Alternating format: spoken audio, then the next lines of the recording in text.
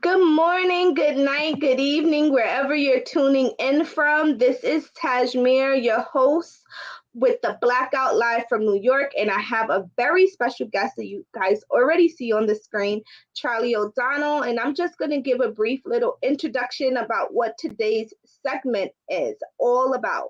So I know that we all have been hearing about VCs, angel investors. How can we tap into that market for our businesses? And I thought it would be best to just talk to someone that is a decision maker themselves to get these answers. And so Charlie O'Donnell is the sole partner and founder of Brooklyn Bridge Ventures that makes seed and pre-seed investments for the first was the first venture firm located in Brooklyn, New York. This is also where he was born.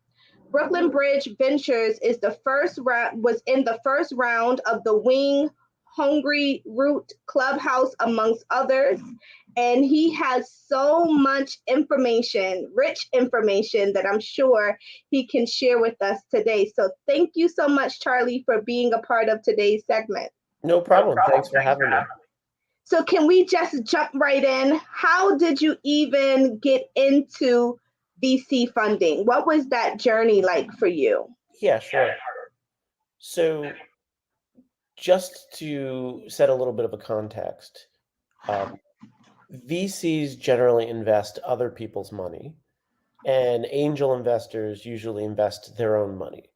So VCs do put some of their own money into their funds, but for the most part, they are investment managers of other people's capital.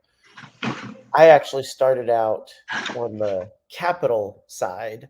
I was a finance major, grew up here in New York. Wall Street loomed large, and that was the sort of, at least where I was growing up, like smart, ambitious people tried to make it on Wall Street, and that's where I had my visibility towards.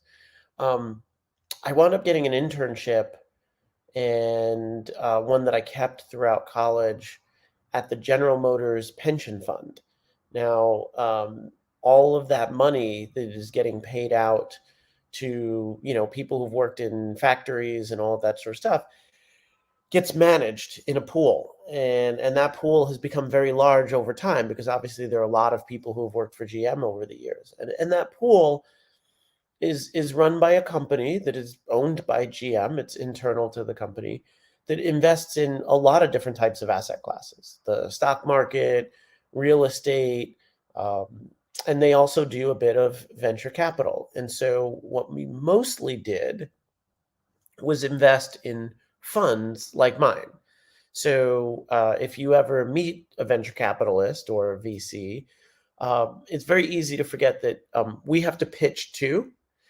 We go out to pitch to pension funds and high net worth individuals and endowments and foundations to get our money to go invest in startups, because somebody like GM is trying to put so much money to work. They don't have the bandwidth to look at every individual business plan and to be writing checks of $500,000 or $1 million. They're looking to put 20, 30, 40, 50 to work at one time in a manager who's then going to dole it out into kind of smaller chunks. So I worked there for a bit. I got pitched by a New York-based venture capital firm called Union Square Ventures way back in 2004, which didn't seem like a long time ago, but now it does. And wound up joining them and went on to another firm called First Round Capital, helping them open up their New York office. And after working for two really, really great firms, I realized that I don't really love working on a team. I like working as an individual. I like making my own decisions. And so I broke out and started my own fund, which involved pitching a lot of people to try and get startup capital for my fund, and closed that first fund about 10 years ago with 50 initial investors. It was an $8 million fund. And since then have raised 2 more. VCs raise their funds in a series. They'll raise a bit of capital, put it to work for anywhere between 2 and 4 years, then raise another bit of capital to put it to work in another bunch of companies, and so on and so forth. So if you think about companies raise their money in rounds. VCs raise their money in funds.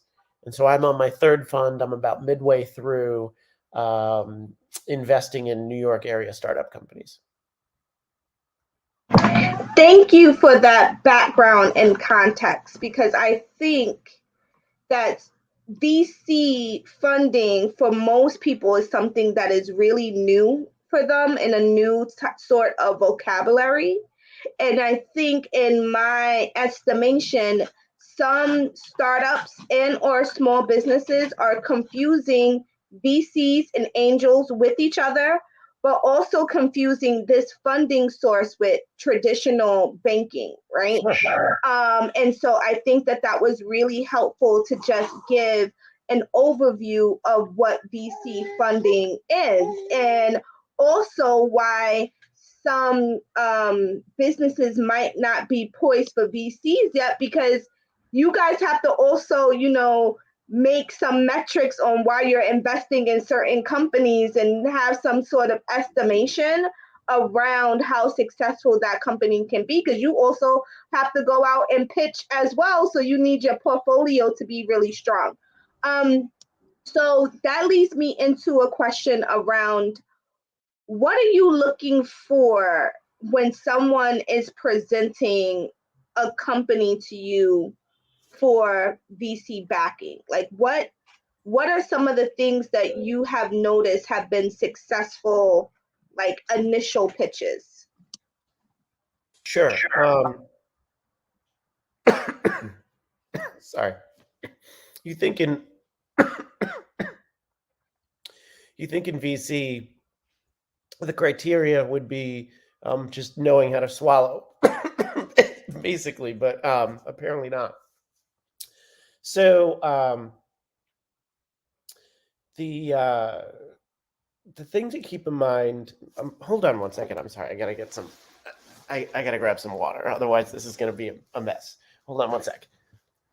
So for some folks that might just be tuning in, we definitely are talking to the sole partner of a VC fund located in New York City, around what does it take for entrepreneurs to be VC ready, and what does this whole ecosystem look like and mean? Okay, so pro tip: anytime you hop on an interview, you gotta have a glass of water sitting next to you. That's just for the future. So what do people look for? So I think the way to think about investing is that somebody is signing up for, it's like buying a ticket to the future. It's not a reward for the past. So many people approach pitching an investor, telling them all about what they've done previously, what they've accomplished, like what level they've gotten up to. And the reality is, that's good, because it proves that you're capable of doing the kind of things that you say you're going to do. But it's the things you're going to do in the future part that's really the most important, right? So you could take 2 businesses, right? Let's just take 2 burger joints, right? And they both make really good burgers, and they both launched around the same time, and they both have lots of customers, and they have revenues, and they're making money and all of that sort of stuff, right? They look equal to each other, except that one of them has no plans to expand to other locations. The owner is content to run it profitably. He's able to pay for him or herself, family, employees, all that sort of stuff. Very popular, little, kind of local place, right? And the other place is the first location of Shake Shack, right?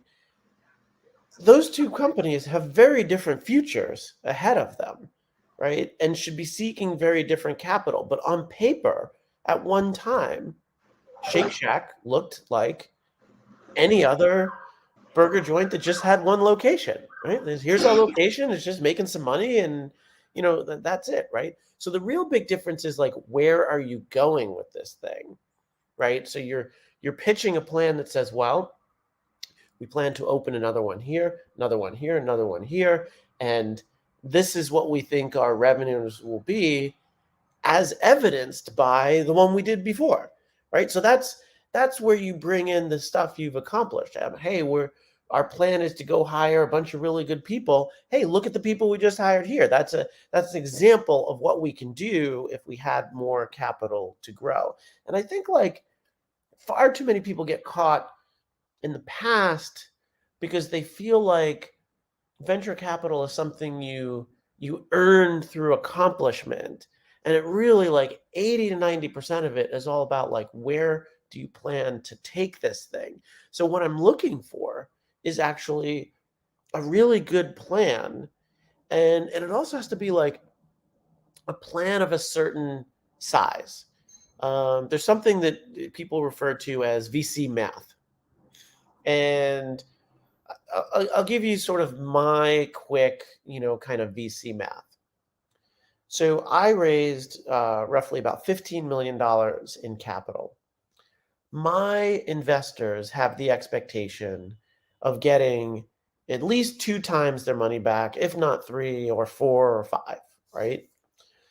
So somebody sitting here might be thinking, oh, I could definitely get you double your money back.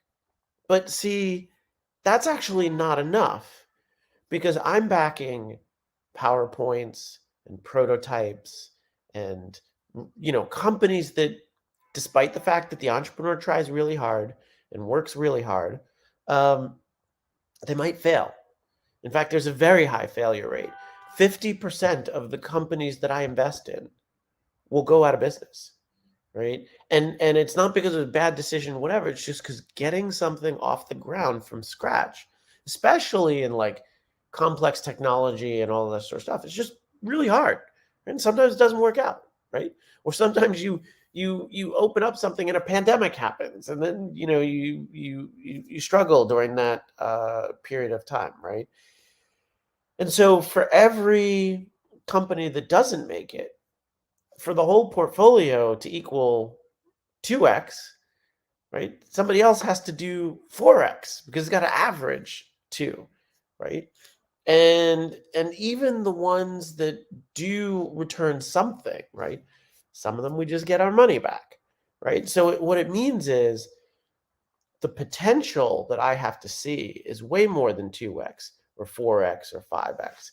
It's got to be 10, 15, 20. And what it means is, for a company to return the kind of money to really like make the whole fund a good fund, we got to be talking about a company that's doing $100 million in revenue one day. Not tomorrow, not the next day, but 7, 8, 9 years from now, and have a plan to do that over time. And it's not a promise to do that over time. It's a plan. It's a best guess. It's a very well-researched guess. It's a very thoughtful guess. Sometimes it happens, sometimes it doesn't, right? But that's what I have to see. Somebody's got to come to me and says, yes, I believe that this can one day be a $100 million revenue company. And oh, by the way, my fund in the venture capital world, $15 million might sound like a lot. It is a lot to me. Is relatively small in the grand scheme of venture capital funds. So you've got funds out there that says, hey, I wouldn't invest in this company unless I could see it doing $200 million one day, or 300, or being an IPO candidate on the stock market, right? Do your research. When you look at companies that are IPOs, and how much revenue they're doing per quarter. They're doing $100 million of revenue a quarter, right? And so that is the size and the scale of the plan that people are looking for when they're thinking about venture. What I heard a lot was vision, like being a visionary. And I think that is an easy term to use, but most entrepreneurs are not visionary. They think that they are, but they are really replicating something that already exists without any imagination for what this can look like, and almost like playing it safe, right? And what I heard was that to be attractive, you have to think big, because you have to be able to have the proof of that you can complete this task, but that is not enough, right? Like, you also have to be willing to push the envelope, and how far are you willing to imagine what this can look like and what that spin is going to say. And I think that that's really helpful, because I think that, to me, that's also the difference between an entrepreneur and a founder. Like, I feel like entrepreneurs sometimes are just busy working, so they're like employees in their business. And founders are like, where's the next trend going to be? What can I predict? And how do I strategically position myself to be that place, that marketplace for X, or that reimagination of X, because I know that this is where the future is likely going to take us. So I'm happy that you said that, because I'm always like, some entrepreneurs have no vision at all until someone else comes up with the vision, and by that time they're just trying to replicate, but that probably has moved on. So what are some characteristics that you think is important with pairing this kind of VC entrepreneur founder kind of mix? Have you seen any characteristics that successful founders have? Yeah, sure.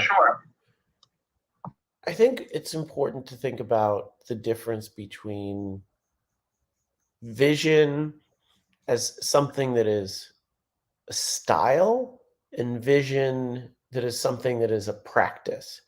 Okay. So for anybody who's, and I haven't started watching it yet, but for anybody who's tuned into We Crashed, or, the WeWork story, right? The thing that people always say about Adam Newman from WeWork was that he was a sort of visionary, right? And he would talk about his co-working space business in very grand terms. We're changing the world and all of that sort of stuff. Now, I don't necessarily think that's really what people are looking for. I mean, don't get me wrong. He was obviously successful in raising capital and attempting to grow a big business, but I think at the end of the day, more so than the ability to describe your company in big flowery language, or to tell me that you're changing the world, right? If you build the next great burger joint chain or Thai food place or healthcare app or whatever. I mean, healthcare app, you could actually change the world, but some of these things are just really good businesses, right? They don't necessarily have to be world changing in that sense, right? But the visionary is to be able to look into the future and imagine, and to say, what would this need? What would this look like? And it's to imagine things you don't have, right? To be able to say, well, how would you get this to launch in 20 cities, or whatever? And you might be sitting there going, geez, I'm barely paying my rent now. How I can't even think about that, right? And it's the ability and willingness to think about that is just really key, to imagine something that is not there, and not just imagine it like poof, it just pops into your head, but as a process to really think through. It's almost like, so I was in finance and I interviewed for like investment banking jobs, and they would always ask you these ridiculous questions.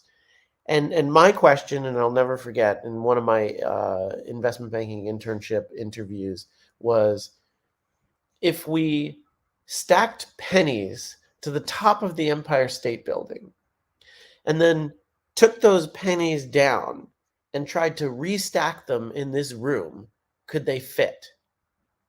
And I was like, I don't like, who know, how do you, but like, what they were asking for is, how would you even begin to answer that question? Right? Because like no one knows the answer to that question off the top of your head. Right? No one's thinking about pennies and the Empire State Building and all this sort of stuff. Most people think about pennies like, what happens if you drop a penny off the Empire State Building, right? Not stacking pennies to the top of it, right?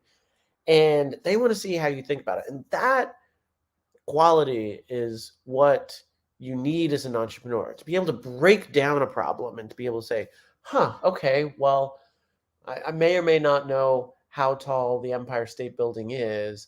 I have some vague notion that it's maybe 100 stories tall or 90 stories tall or 80 stories tall or something like that, right? And so a story is how tall? Well, I don't know. This room is 1 story. Okay, so I need 80 stacks of pennies. Oh, wait, 80 stacks of pennies? That's actually tiny. Actually, I could put 80 stacks of, because what is it? It's just 8 by 10 pennies. Like I could fit that in the corner. I could fit that on the little, table I have my laptop on sitting here. Now that I think about it, yes, of course, it's not even close. Like I could fit way more. I could fit 20 stacks of Empire State Building pennies in this room. So once you sort of realize that little insight, you're like, oh, the rest of the problem becomes much easier to kind of think about, right? So that is probably the most important thing, is taking this chaos of the unknown and really kind of breaking it down and into something that is knowable, plannable, all of that sort of stuff. The other thing, I think, the willingness to ask and to learn and to be curious. There's a really great article a few years ago. I think it was around the 2012 election between Obama and, or maybe it was 2008. Yeah, it's a 2008 election, because we were dealing with the financial crisis and people are wondering what kind of president will be successful. Someone who's more the CEO type, or somebody who's like more academic and sort of a problem solver, and people saw Obama as like more of an academic or whatever. And this article was written about what presidents are successful. And what they basically said is, you can't prepare for that job. It's like nothing you've ever done before. And so no one is prepared to do it. However, the people who are most successful are the people who learn the fastest. How do you deal with Congress? How do you hire a cabinet? All of this sort of thing. If you learn fast on the job, you will be better at it. And I think entrepreneurship is also like that. You have to be, sitting there and going, okay, I need to hire a salesperson, but I'm a computer programmer. So how do I hire a salesperson? What makes a good salesperson? Oh, okay, well, let me go find someone who has hired salespeople and be like, how did you figure out that your best salespeople were going to be the best ones? And did you make mistakes in hiring? And what did you learn and read and all? Like, there's so much information out there. Anybody, if they spent an afternoon poking around the web and on 3 or 4 phone calls, could get to 2/3 of the way of where they need to be on the ability to hire a salesperson.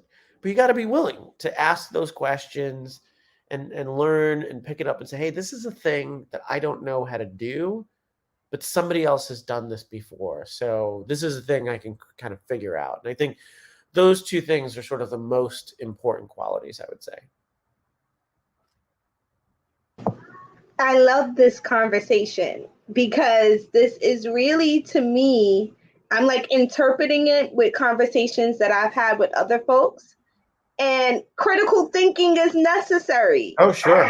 And I feel that somehow we have drifted away from having hard critical thinking problem solving abilities, and it has morphed into more charisma personality kind of things, right? And so people, in my estimation, That's not controversial. That's in society.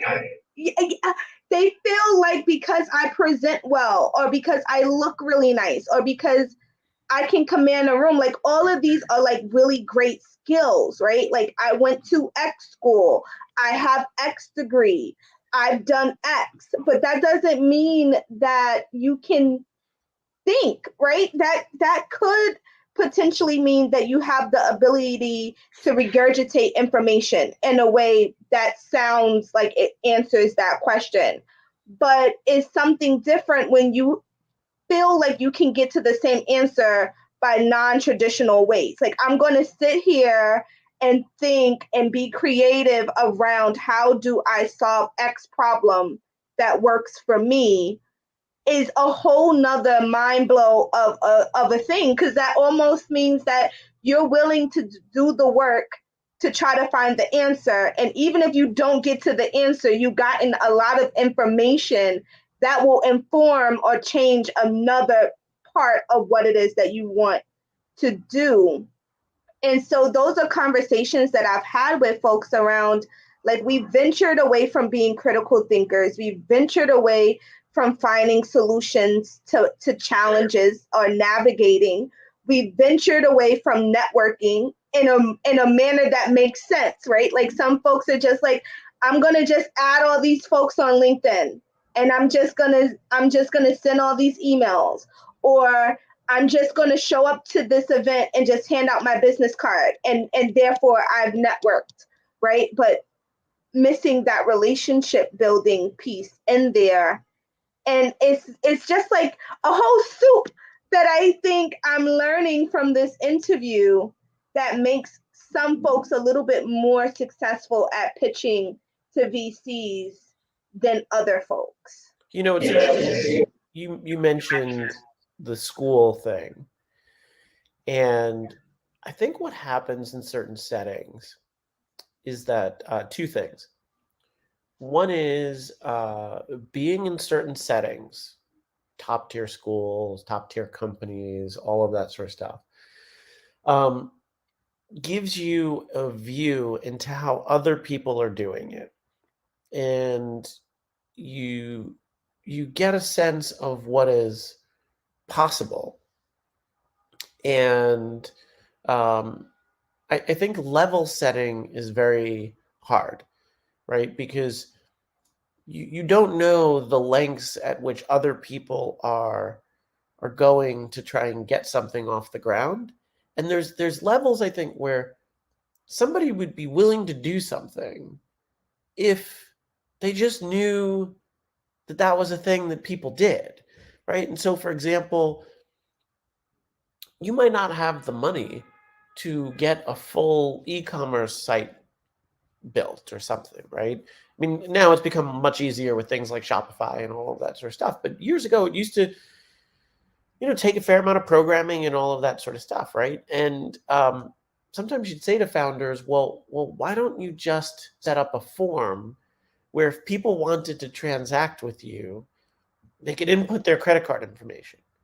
And somebody say, well, yeah, but I don't have the money to build a whole site. It's like, no, but you can build a form, and you can see whether or not they would be willing to give you their credit card information as a test. And people will be like, oh, you can do that?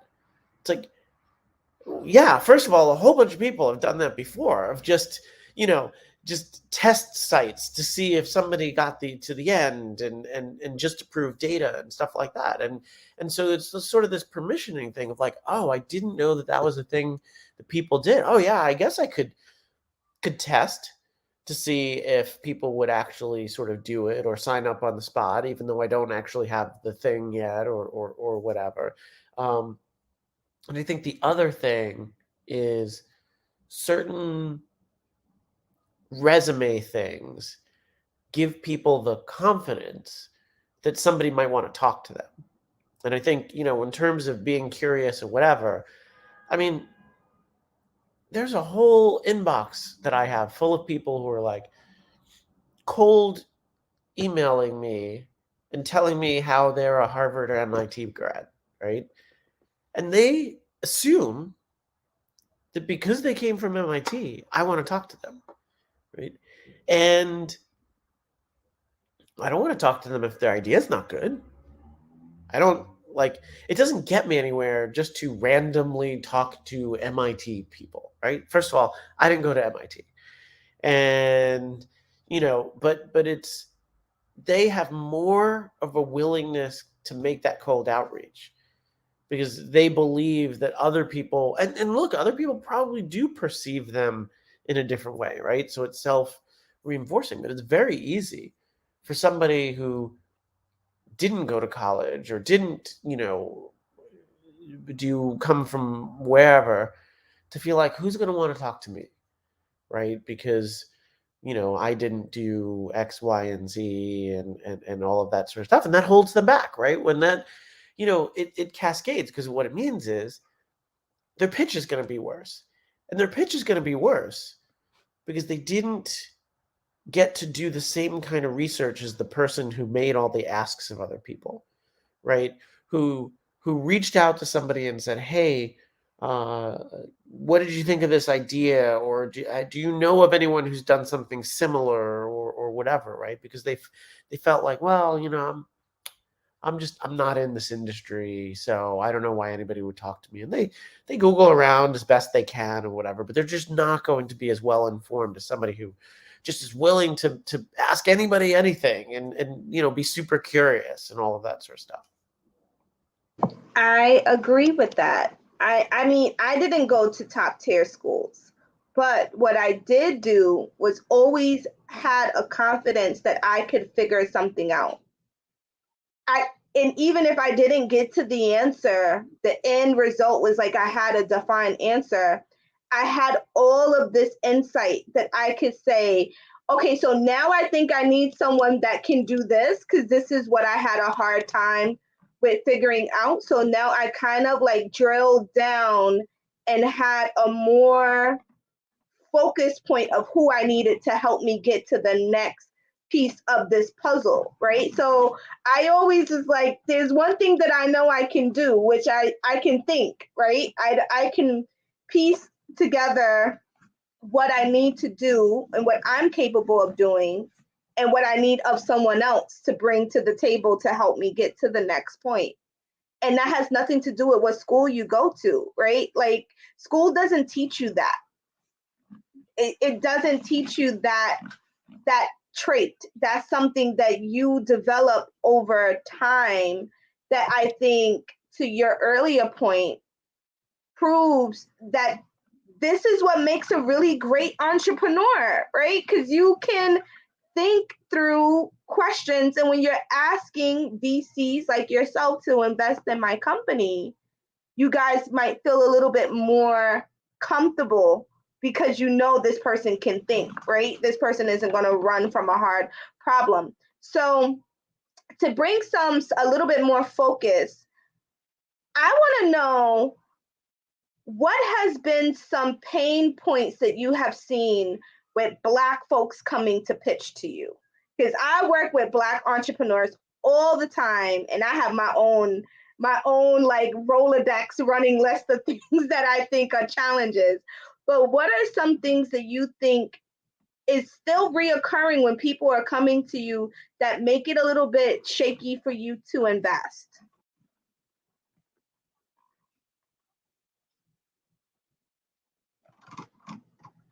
You're on mute, Charlie.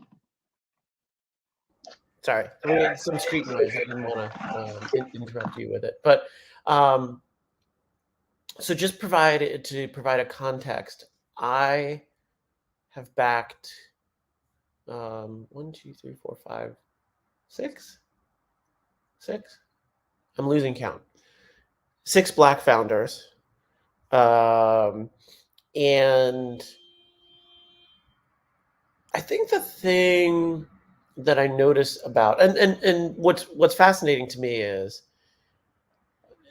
people, I think in general, who are anybody else besides straight white guy, look for signals of acceptance, right? Before I go and pitch somebody, I want to understand whether I'm going to get taken seriously. So let me go see who they backed before. Let me go see what statements they've made. Let me go check out Twitter or whatever, because I don't want to go through somewhere where I'm not going to be taken seriously. As a straight white guy, that doesn't even cross my mind, right? It is an implicit assumption that, somebody's going to take me seriously. And if they don't, that's their problem. It's not mine. And so what winds up happening is if you wind up backing Black founders, it inevitably changed what your deal flow looks like, because more Black founders will come and pitch you. And it changes your network. And because the other thing is everybody's network looks like themselves, right? I know more bald white guys than beards than you do. And so, it changes your network. And I think that the biggest difference that I notice is that I think the assumption going into a pitch, whether you're a Black founder or really, any underrepresented founder in venture, is that it's so hard to get funding. And they look at the numbers, right? The results, what percentage of funding goes to Black founders. And they just assume that it's so hard that it's better to ask for less. And, because it's hard enough to get $1 million, so I should only ask for $500K.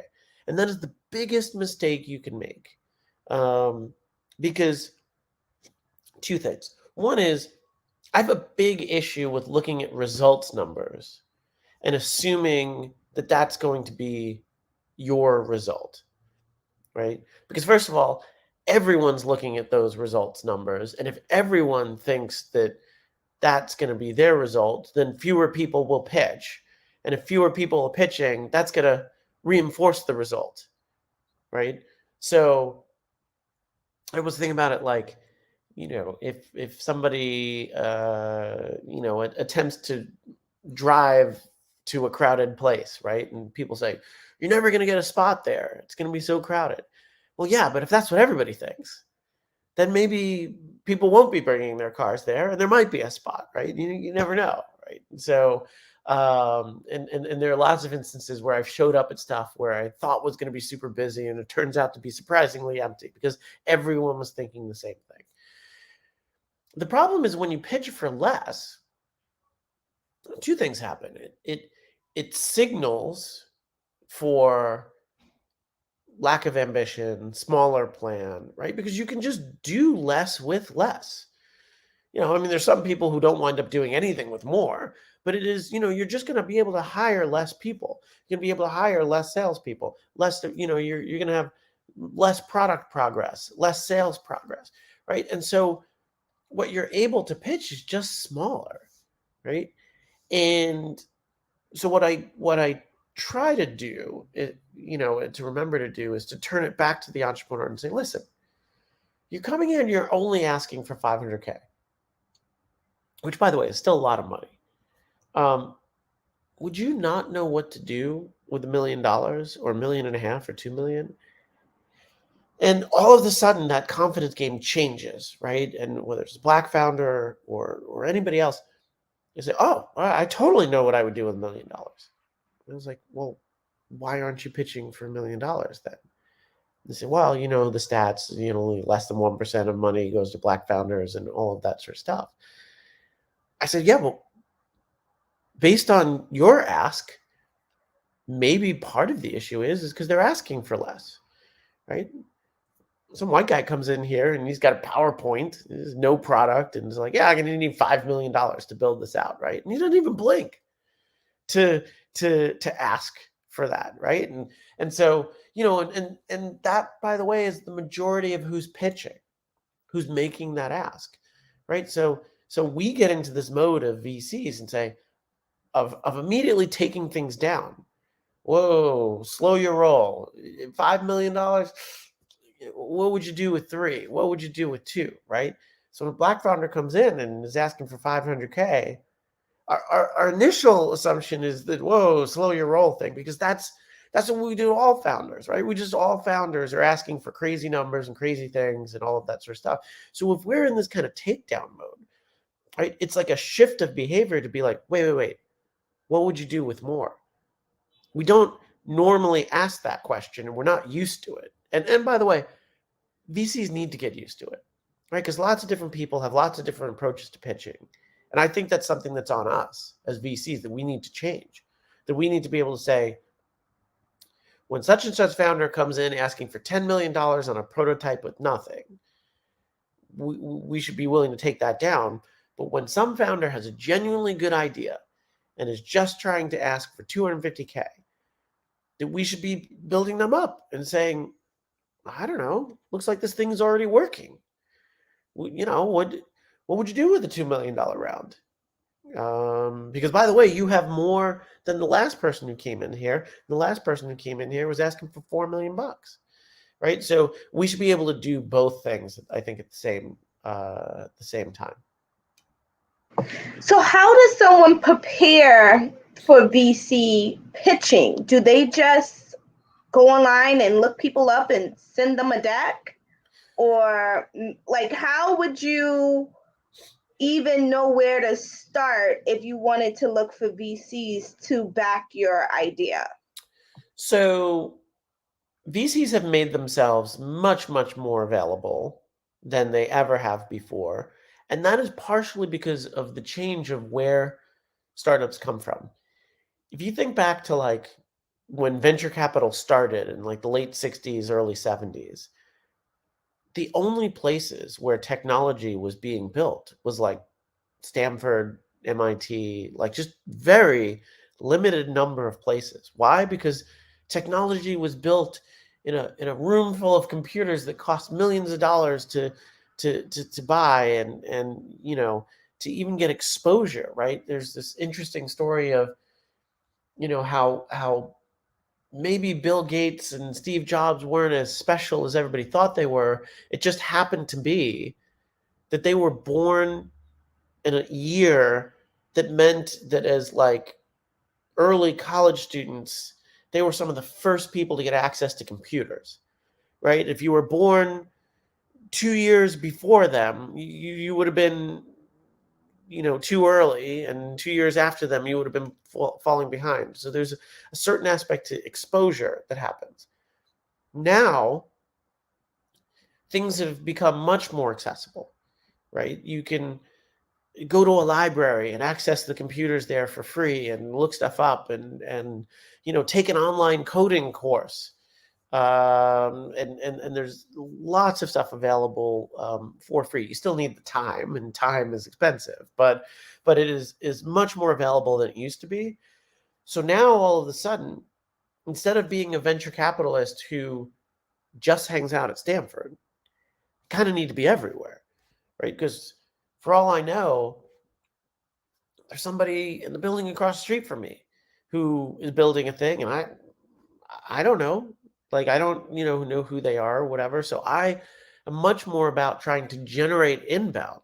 I want people to reach out to me for their ideas because there's no specific place to go look, right? So that's why my email address is on my site. That's why I have a calendar request tool. That's why VCs like me are always showing up on podcasts and streams and all that sort of stuff.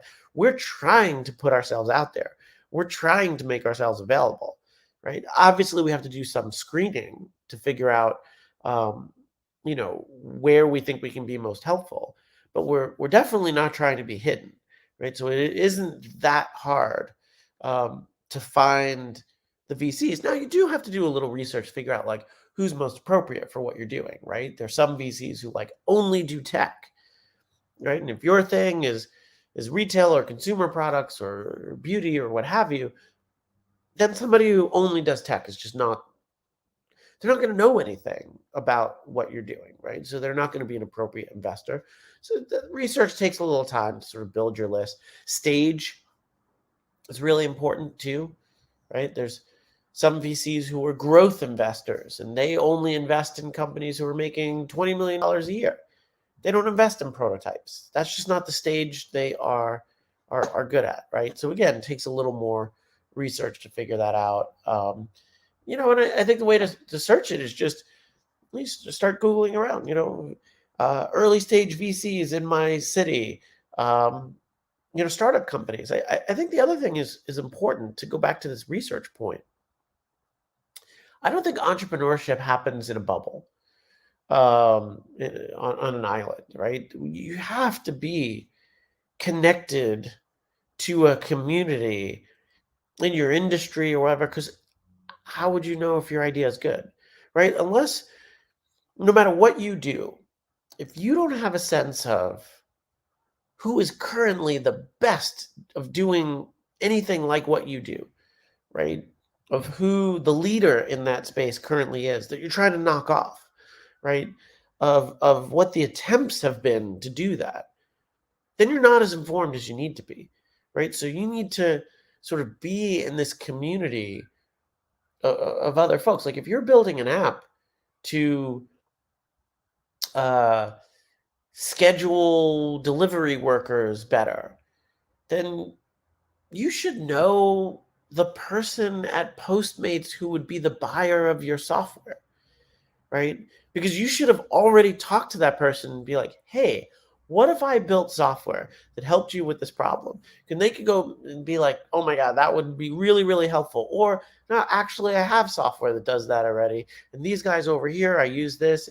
It's not perfect, but it works good enough. I probably wouldn't switch it. I got more than enough things to do.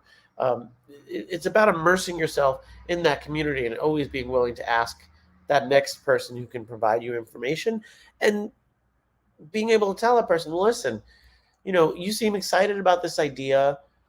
At some point, I'm going to look for funding. If you know of other startups who've raised funding, I'm looking to build up my list of who funds stuff like this. If you have ideas, please let me know. Who should I have on my list for the kind of person to talk to about funding an idea like this? If you have 100 conversations about your startup, you're going to turn up 10 names. There's no way you're not going to. And I think for the most part, folks who say, well, I can't find investors or whatever, it's because they're not talking to enough people. They're not, shaking loose the trees to see what falls out, because VCs really do try and be as connected as possible. You dropped so many nuggets here, Charlie. I think part of it is, no matter what you ask me, I've been blogging / newsletter writing, and blogging kind of morphed. It used to be just a blog. Now it's a newsletter, whatever. I've been writing for 18 years. And so I actually think something I very strongly recommend to entrepreneurs, even if you're not a great writer. First of all, the only way to become a better writer is to write more. But writing has always helped me put my thoughts in order. And so it used to be a kind of thing where alumni from my school or students from my school would reach out and they'd ask me questions. And they'd always ask the same question: how do I get an internship? All that sort of stuff. And I started recording the answers that I would give them in a document. And, then somebody comes along and asks the question slightly differently. And then I realized that the answer that I had doesn't totally answer the question. So then I need to update the answer a little bit. And the process of writing forces you to make sense of what's sloshing around in your brain. And so really all I'm doing, you're asking these questions, I'm like, yeah, I wrote about that a while. What did I say about that, a year and a half ago? Let me pull that blog post up in my head. I know how that paragraph should sound because I've rewritten it 4 times over. And, sounds really polished now, but it took me all night to write that paragraph at the time. This was an amazing, amazing interview. I learned so much about VCs. Last week, I actually talked to someone in mergers, acquisition, and franchising. Oh, cool. Which was an attorney that focused on that, which was whoa, this ecosystem is so large.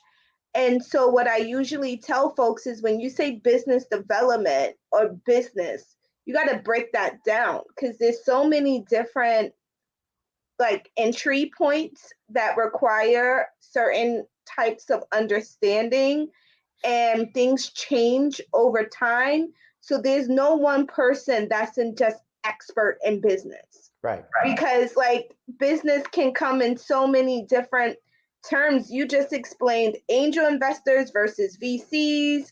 You know, that's a whole chapter in itself. That's totally different than if you're looking to go to a bank, you're looking to do like straight crowdfunding. You know, just funding itself is like a whole series of books.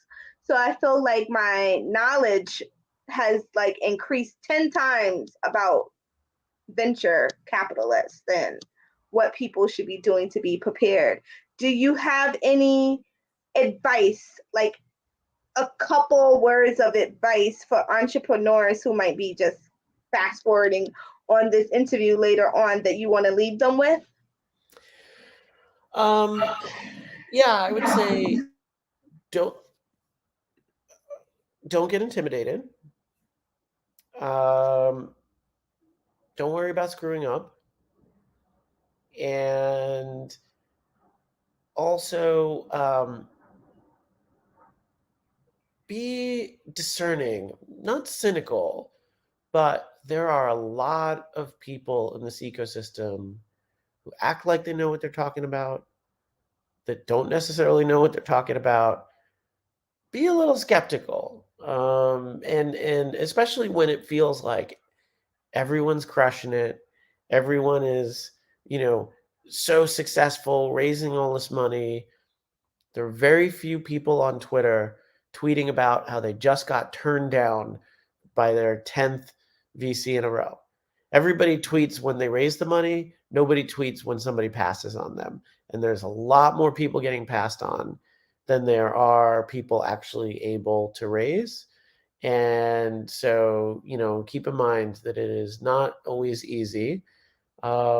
And then the other thing I'd say is be willing to shift and change. There's a little bit of mentality of like the best entrepreneurs just make it happen, and never accept a no or whatever. But I do think there's a line where sometimes you got to be like, I don't think this idea is the idea, or this idea needs improvement or isn't workable. And sometimes being able to say, you know what, there will be something better that comes along, easier, that can make more money, whatever, that's a better use of my time.